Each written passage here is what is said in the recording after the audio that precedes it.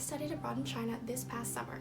It was pretty cool. I learned a lot, and I am making a video series on topics about studying abroad, living in China, and the logistics of it all, in case you're planning to travel to China yourself or just plain curious about this kind of stuff. Enjoy!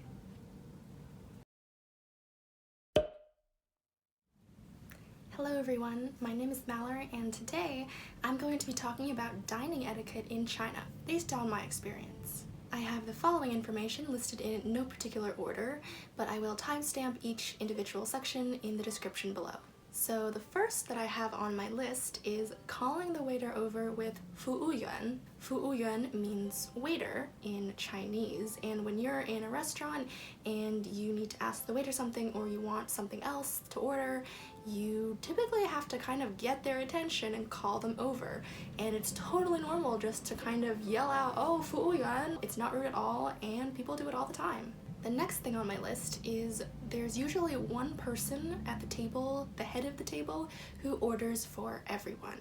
So when you go to a restaurant and you sit down, the waiter will come and stand by your table as you look through the menu together, and then they'll just kind of focus on one person that either is obviously the head of the party or that they just kind of deem looks like or could be the person who's ultimately probably going to pay.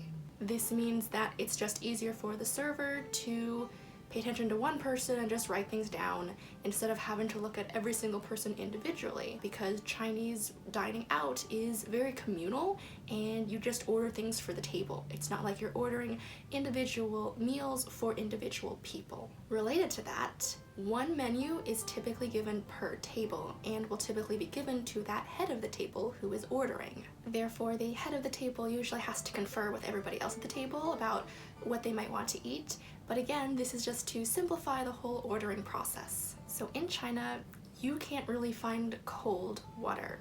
When you go to restaurants, you're gonna get hot tea.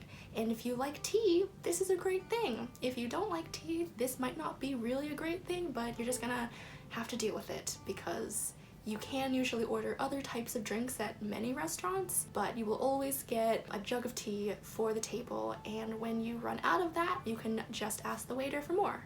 Plates, bowls, and cups are often per individual seat at the table, wrapped up in plastic, and I don't really know why they do this. Maybe it's to make it easier for storing or for setting out dishware for each person, but you'll get there and they'll put out all the plates and everything will be wrapped up, and then you have to take your chopsticks, puncture a hole through the plastic, and then open it up.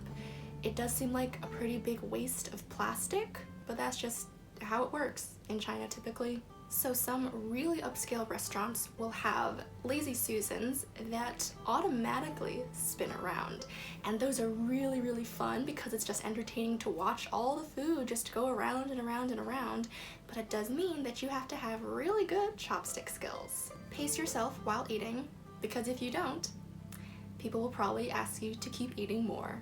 So when you're actually very full and done eating, in order to tell people not to keep telling you to eat more food, you should say, "Oh, 我吃好了，你们慢慢吃," which means, I'm full, I have finished eating, but the rest of you, continue to eat slowly and at a comfortable pace. And then you can just sip tea for the rest of the meal and continue to talk with everyone. Napkins in China are more like tissues, I would say. They're much smaller in size and have a more tissue-like feel to them. A lot of restaurants also don't offer napkins, so you do need to bring your own tissues, but some that do offer napkins oftentimes will charge you for them.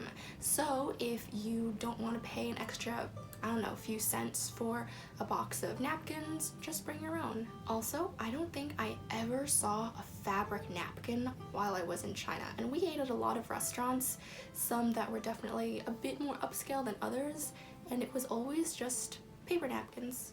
Some restaurants, though, that we went to did actually provide hand wipes, which was really nice. As the meal is going on, or when you have finished eating, the head of the table or whoever is paying for the meal can leave the table and go to the restaurant's front desk where they will pay, because again, in China, everything, payment, ordering, etc. is kind of done through one person. That person who is paying will talk to the desk, tell them their table number, and then pay for the meal, typically with either Alipay or WeChat Pay, and those are mobile apps that you use on your phone that are connected to your bank account because almost everything in China can be done through mobile payment. I think it's pretty efficient that the waiter doesn't have to make separate bills or print extra paper. Everything is just done electronically with one person. If you are really intent on splitting the bill with the person who paid for it in full, you will have to do that through Alipay or WeChat, or I mean you could do it in cash too, but no one really uses cash in China, and separately send money to that person through your mobile banking app. Going Dutch, splitting the bill, or the Chinese term for it, 'A', is typically only done among younger people or very, very close friends. If you want to be really, really polite with your dining etiquette, you should wait to start eating until the oldest person at the table or the head of the table begins eating themselves.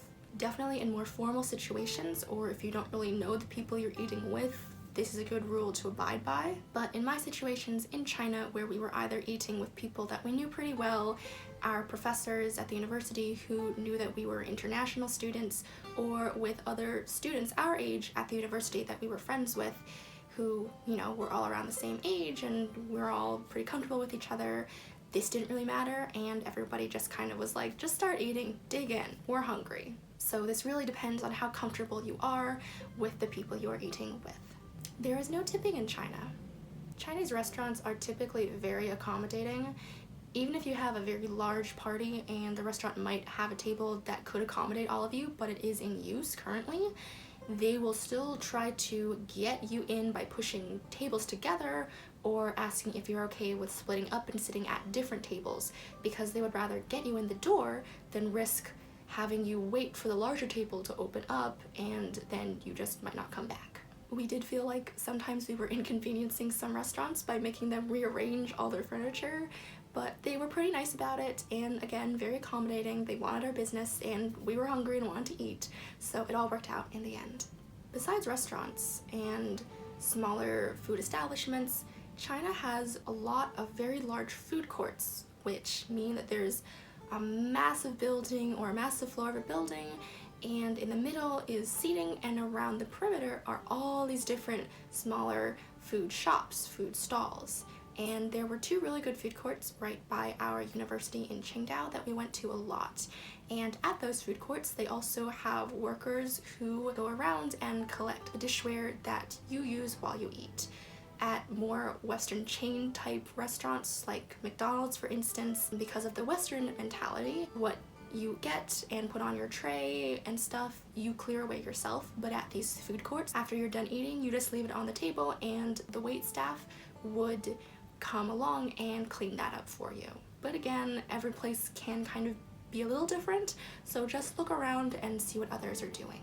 That is all I have for this video, which is part of my Benjamin A. Gilman Scholarship follow-on service project, since I did receive a scholarship that helped me afford studying abroad in China this summer. If you are interested in studying abroad and are a university student, I recommend applying for a Gilman Scholarship to potentially help you afford studying abroad.